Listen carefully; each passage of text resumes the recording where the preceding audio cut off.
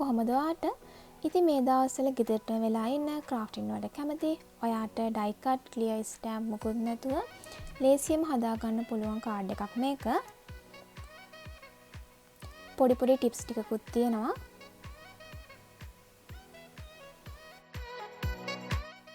මම digital stamp එකක් print කරලා ගත්තා. කවදාත් වගේ මම ගොඩාක් ආස මැබට් පාට පැන්සල් වලින් තමයි කලර් කරන්නේ. පොඩි බ්ලෙන්ඩින් ටූල් එකකුත් යූස් කරනවා. මේක පේපර් වලින් හදලා තියෙන ඕන බුක් ෂොප් එකකින් ගන්නත් පුළුවන්. ඒ වගේම බේබි ඔයිල්. එතකොට මේ බෝඩ් එක GSM 250 pure white. ඕනම බුක් ෂොප් එකකින් ගන්නත් පුළුවන්. මේක බොහොම පොඩි ගාණයි වෙන්නේ. ඔයා ඉස්සරවම කලර් කරන කෙනෙක් නම් මම ඔයාලට යෝජනා කරනවා ගොඩාක් ඩිගී ස්ටෑම්ප් කලර් කරලා පුරුදු වෙන්න කියලා. එතකොට ඔයාලට පුළුවන් එක ළඟ යන පාට තෝරගන්න, කලර් ෂේඩ් එක තෝරගන්න. මම වීඩියෝ එකේ අවසානයේට දාන්නම් මැබට් කලර් සෙට් එකේ මම අද වීඩියෝ එකට යූස් කරපු පාටවල නම් ටික වීඩියෝ එක අවසානයේට බලන්න. ඒක ඔයාලට උදව් වෙයි. පාට කරනකොට රවුමට පාට කරන්න. එතකොට පැන්සල් ඉරි පේන එක ගොඩක් අඩුයි.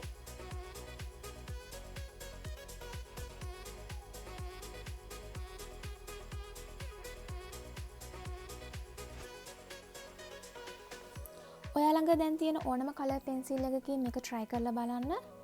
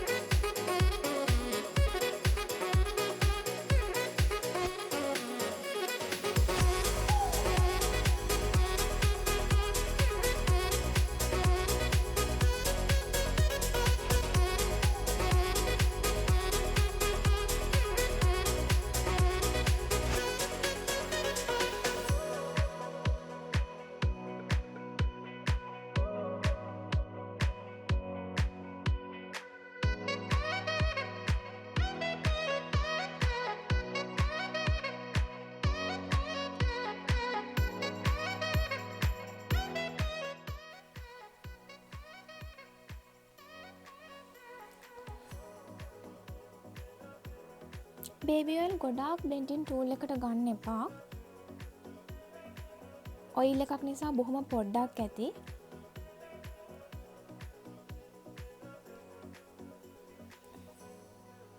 මේක මම කිව්වට බෑ, ඔයා අනිවාර්යයෙන් මේක කරලා බලන්න ඕන. එතකොට තමයි මේකේ ටෙක්නික් එක ඔයාට තේරෙන්නේ. එකක් දෙකක් කරලා නම් මේක අල්ල ගන්න අමාරුයි.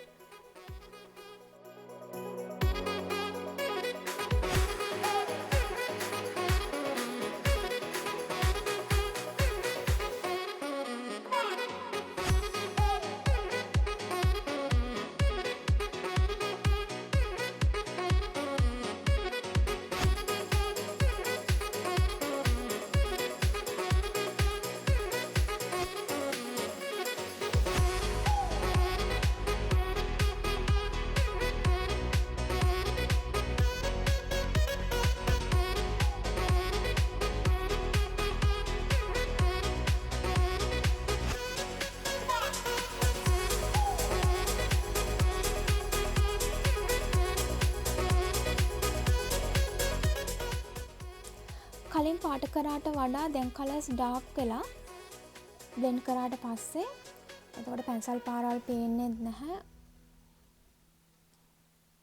මේ බලනවාට වෙනස පේනවා ඇති කියලා හිතනවා මම. ඔයිල් වලින් බ්ලෙන්ඩ් කරලා ඉවරුණාට පස්සේ අපි ආයෙත් කලර් කරගන්න ඕනේ ඒක උඩ. දැන් වෙනසක් පේනවා නේද? බලන්න දැන් තදට පාට වෙනවා.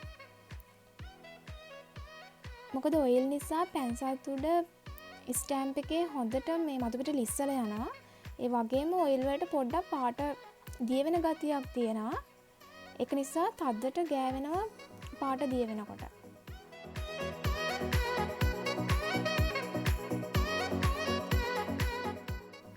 මම වීඩියෝ එකේ කොතනදීවත් කට් කරලා නැහැ.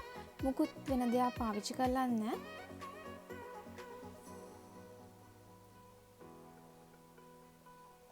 ඔත් කරලා බලන්න හරිම ලස්සනයි. ස්ටෑම්ප් යූස් කරන එකෙකුට බේබි ඔයිල් ගොඩාක් ප්‍රයෝජනවත්.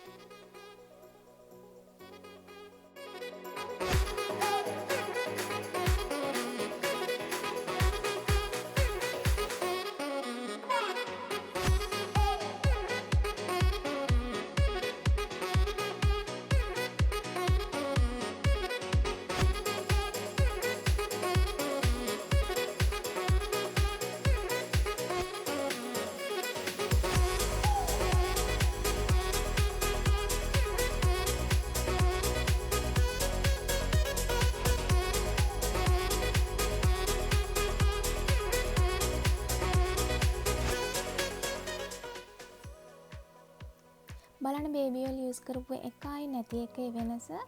කලර් කරලා ඉවරනාට පස්සේ බ්ලෙන්ඩ් කරලා ඉවරනාට පස්සේ හරිම නීට් ස්ටිකර් එකක් වගේ හරිම ලස්සනයි.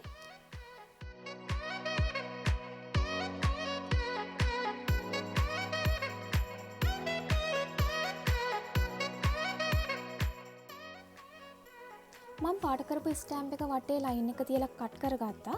ඔයාලට මම තව දෙයක් කියලා දෙන්න යන්නේ. කට් කරගත්ත ස්ටෑම්ප් එක මම පොතක් ඇතුලේ දාලා තියෙනවා. එක්කෝ ස්ටෑම්ප් එක උඩින් බර දෙයක් තියලා තියෙනවා. මොකද කට් කරගද්දි ස්ටෑම්ප් එක පොඩි වෙනවා, තැලෙනවා. ඒක නිසා පැය කීපයක් කට් කරලා පොතක් ඇතුලේ හරි බර දෙයක් හරි තියලා තියෙනවා. මේ තියෙන මම මේ වගේ හදාගත්ත ස්ටෑම්ප් දෙකක් කලින් අද වින්ඩෝ කාඩ් එකක් හදන්න යන්නේ. මේ වගේ වින්ඩෝ එක කට් කරගන්න පැන්සල් ඉරි ටිකක් ඇඳලා පේපර් කටර් එකකින් ලේසියෙන්ම කට් කරගන්න පුළුවන්. ලේයර් බෝඩ් එකට මම ක්‍රාෆ්ට් බෝඩ් එකක් අරගෙන තියෙනවා. බේස් එකට වඩා ඒක පොඩ්ඩක් පොඩි වෙන්න ඕන මේ විදිහට. ඒකෙත් වින්ඩෝ එක කට් කරගන්න ඕන බේස් එකේ වින්ඩෝ එකට වඩා පොඩිවට. ඔයාලට කැමති කාඩ් සයිස් එකක් ගන්න පුළුවන්. මම ඇතුළටත් ක්‍රාෆ්ට් බෝඩ් එකක් අලවනවා.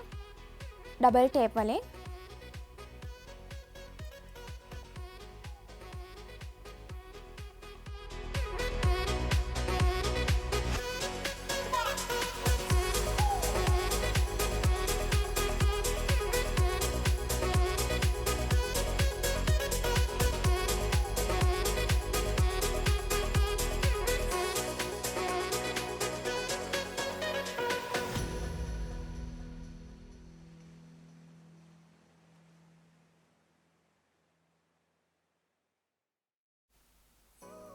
මම print කරගත්ත පොඩි wording එකක් අලව ගන්න යන්නේ window එකෙන් පේන විදිහට.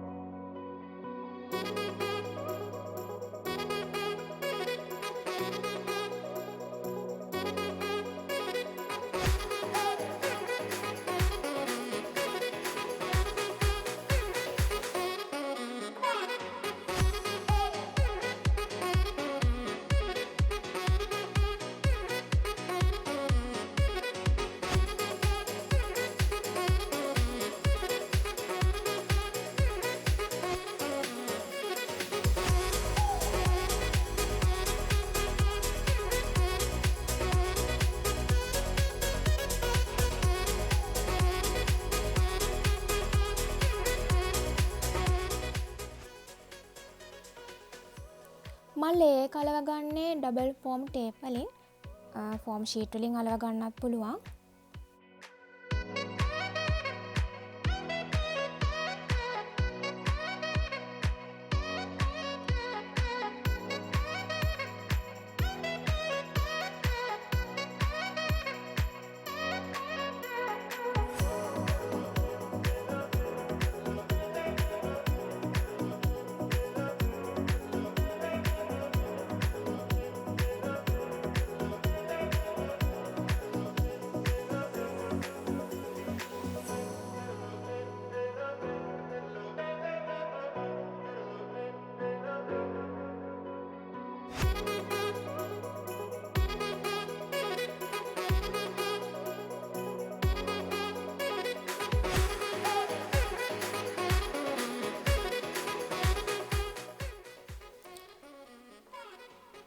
මම කවදාවත් කාඩ් එකේ ස්ටැම්ප් ටික කෙලින්ම එකපාර අලවන්න යන්නේ නැහැ. ඉස්සරෝම කාඩ් එකේ තියලා බලනවා කොයි විදිහට ඇලෙව්වොත්ද ගොඩාක්ම ලස්සනට තියෙන්නේ කියලා.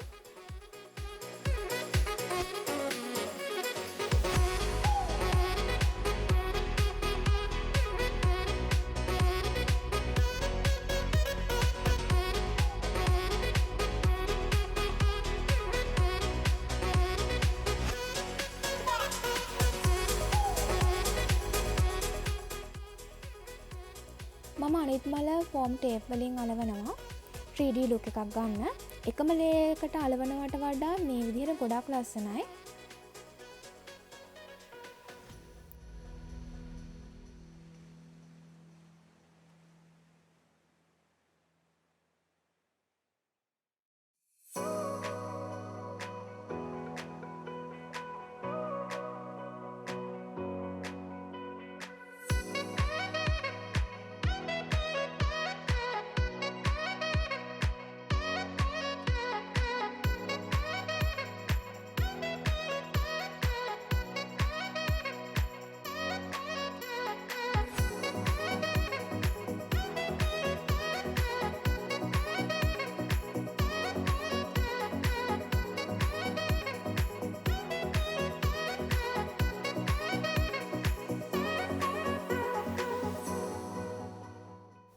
වීඩියෝ එක ඔයාට වැදගත් වුණා කියලා හිතනවා නම් මගේ channel එක subscribe කරන්න, like කරන්න. මේ දවස්වල හැමෝම ගොඩාක් පරිස්සමෙන් ඉන්න.